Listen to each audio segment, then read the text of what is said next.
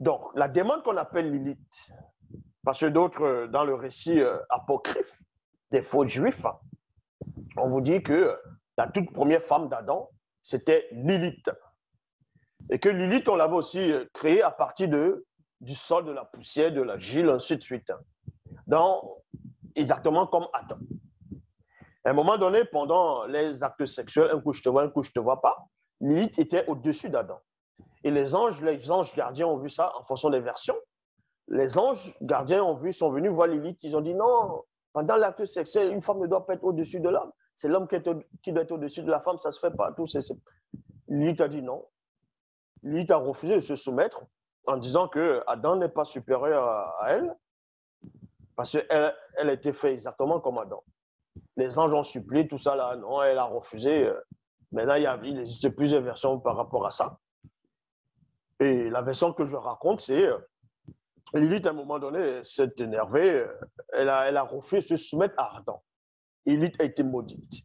Donc, elle est devenue une démon, la première démon. Et c'est là où maintenant, on vous dit que dans le récit de la Genèse, ils ont pris cette histoire, ils ont trafiqué pour sortir l'histoire d'Adam, la côte d'Adam, pour créer Ève. Donc, par rapport à la mythologie babylonienne, sumérienne, où on parle de Anki, ainsi de suite, la côte.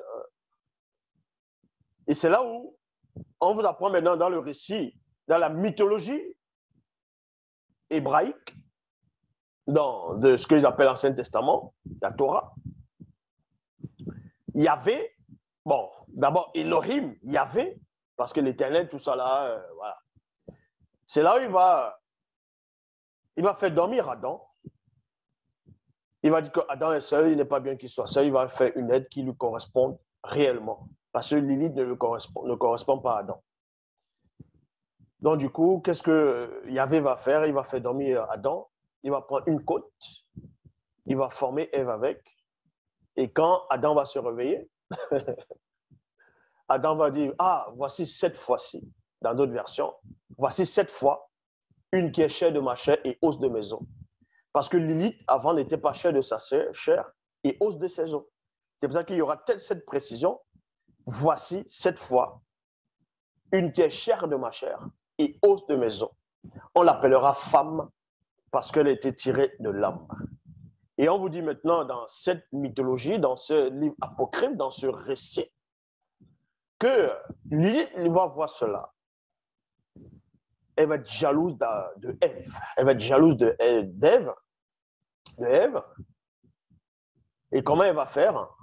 Elle va aller voir le serpent. Elle va aller voir Satan. Elle va conclure une alliance avec Satan, négocier avec Satan, pour que Satan puisse tromper, faire en sorte que le péché vienne sur la terre. Elle va s'allier avec Satan. Et Satan, dans le deal, Satan a réussi à faire ce que Lilith avait demandé. Donc voilà l'une des versions. Et maintenant, Lilith, dans d'autres récits, elle devient l'esprit de la nuit, le mauvais esprit de la nuit, où elle va rôder toute la nuit sur la descendante d'Adam pour tuer tous les nouveaux-nés d'Ève qui vont apparaître. Et c'est aussi pour ça que quand ils vont accoucher Abel et Caïn, Satan va aussi venir parce que Lilith veut, tellement elle est jalouse, elle ne veut pas. C'est pour ça que les femmes qui sont stériles, c'est Lilith qui va faire ça. Les femmes, les enfants qui vont accoucher, qui vont naître morts-nés, c'est Lilith qui est derrière. Voilà les récits. Mais dans la vraie version, Lilith, c'est bel et bien une démon. Elle n'a pas été une femme pour être une démon. Lilith, c'est une démon. Oiseau, incube, un succube plutôt, de la nuit. Je répète. Et son vrai nom, c'est Esukedu. Esukedu ma Mudima Bobé. Pourquoi? Vous allez voir qu'ils vont prendre l'histoire de Lilith, ils vont l'introduire subtilement dans la mythologie grecque. Dans quel sens? Lilith va représenter dans la mythologie grecque à l'épopée dans le récit de Persée. Oui, Persée. Persée qui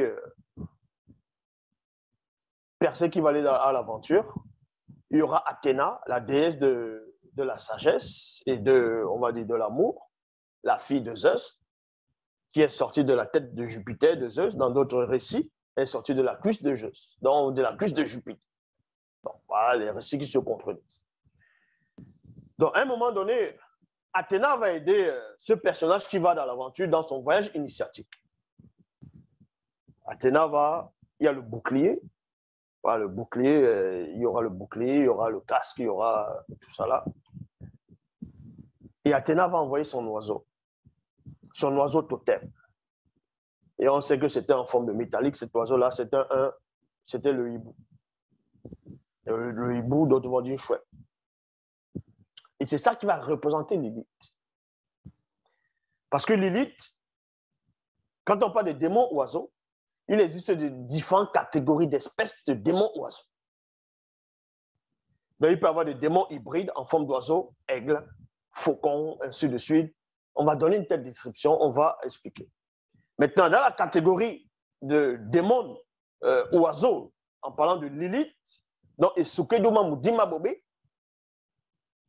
elle fait partie de quelle espèce? C'est une grande démon oiseau succube de la nuit. Non seulement c'est une démon oiseau, et en même temps, elle est hybride de l'espèce des démons succubes dans une femme de nuit.